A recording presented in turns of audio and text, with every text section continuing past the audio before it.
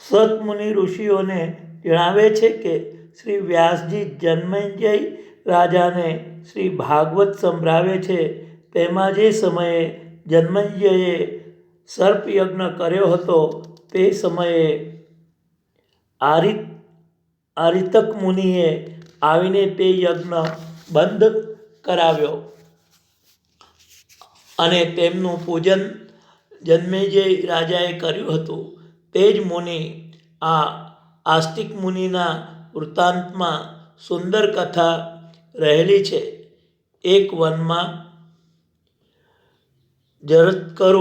જરત્કારુ મુનિ કે જેમણે ગૃહસ્થાશ્રમ કર્યો ન હતો, તેઓ વનમાં ફરતા ફરતા એક ખાડા પાસે આવી પહોંચ્યા. ત્યાં નીચે દ્રષ્ટિ કરી તો તેમના પૂર્વજો ત્યાં લટકેલા જોવામાં આવ્યા.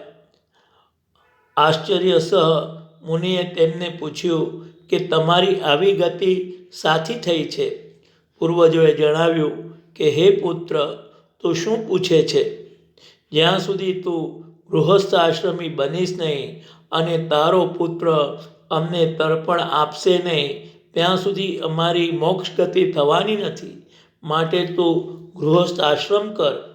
પિતૃઓની વાણી સાંભળી મુનિએ જણાવ્યું કે હું ગૃહસ્થ આશ્રમ ભોગવું, પરંતુ જ્યારે મને મારા જ નામવાળી, મારી આજ્ઞા માનનારી અને અતિશય વશ રહેનારી ધર્મિષ્ઠા સ્ત્રી મળશે ત્યારે ગૃહસ્થ આશ્રમ ભોગવીશ.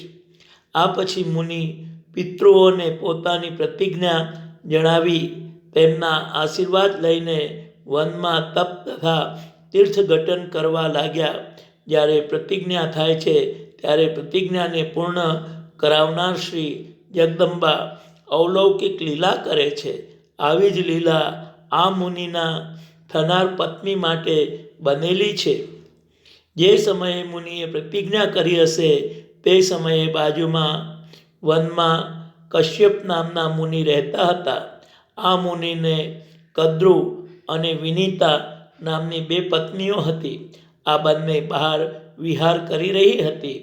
તે સમયે સૂર્યનારાયણના રથને જોડેલા ઘોડાઓ જોઈને પરસ્પર વિનોદ કરવા લાગી. કદ્રુએ વિનિતાને પૂછ્યું કે બહેન, આ રથનો પ્રથમ ઘોડો કેવા વર્ણવાળો છે? વિનિતાએ ઘોડાને જોઈને શ્વેત ધોરો દર્શાવ્યો. વિનોદમાંથી વાદવિવાદમાં બંને ચડી ગયા અને કદ્રુએ દર્શાવ્યું કે જો તારું કહેવું અસત્ય પડે તો તારે મારી દાસી થવું પડશે, અને મારું કહેવું અસત્ય પડશે તો હું તારી દાસી થઈશ. બંનેએ શરત કબૂલ કરી. પછી કદ્રુએ જણાવ્યું કે ઘોડો શ્વેત નહીં પણ શ્યામ કાબર ચિત્રો છે.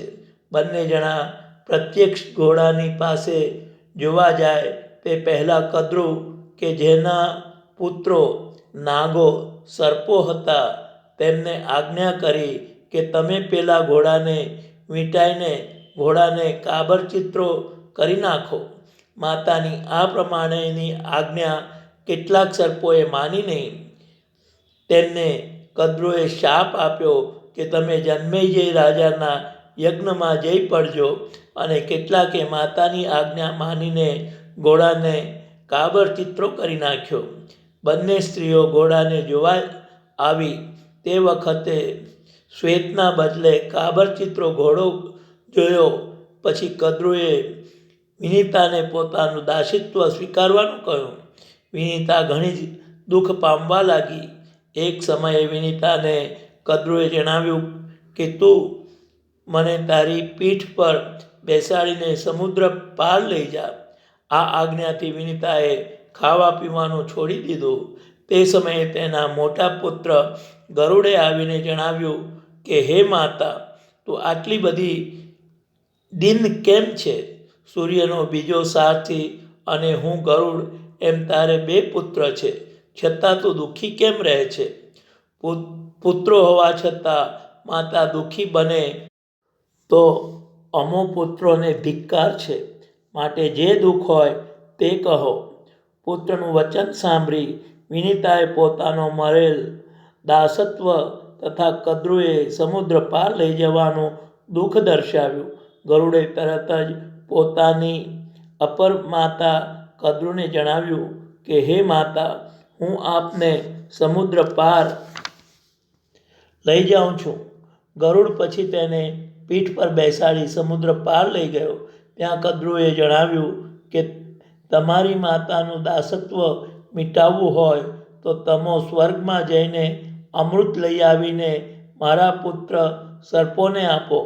ગરુડ સ્વર્ગમાં જઈને અમૃત લાવ્યો અને સર્પોને આપ્યું, પરંતુ સર્પો સ્નાન કરવા ગયા તે સમયે ઇન્દ્રએ તે કુંભ અમૃત કુંભ કે જે દર્ભ પર મૂક્યો હતો તે ઉપાડી ગયા. સર્પો સ્નાન કરી પાછા આવ્યા ત્યારે અમૃત કુંભ ન જોયો, પરંતુ દર્ભની સરીઓ પર છાંટા પડેલા માનીને તે સરીઓ ચાટી, જેથી સર્પો 2 જીભવાળા થઈ ગયા. ગરુડે આ પ્રમાણે પોતાની માતાનું દાસત્વ મિટાડ્યું. જન્મેજયના યજ્ઞમાં કદ્રુના શ્રાપથી જ સર્પો અગ્નિમાં હોમાવાના હતા. માની કેટલી બધી લીલા છે! ખરેખર કાર્ય સિવાય કારણ બનતું નથી તે અહીં સ્પષ્ટ દેખાય છે. કદ્રુએ પોતાની આજ્ઞા નહીં માનનારા પુત્રો જે વાસુકી નામના હતા તેમને શ્રાપ આપ્યો હતો. તેઓ બ્રહ્માને શરણે ગયા હતા. બ્રહ્માએ તેમને જણાવ્યું હતું કે તમારી બહેનને જરત્કારુ મુનિ સાથે પરણાવશો, જેનાથી જે પુત્ર થશે તે તમારું રક્ષણ કરે.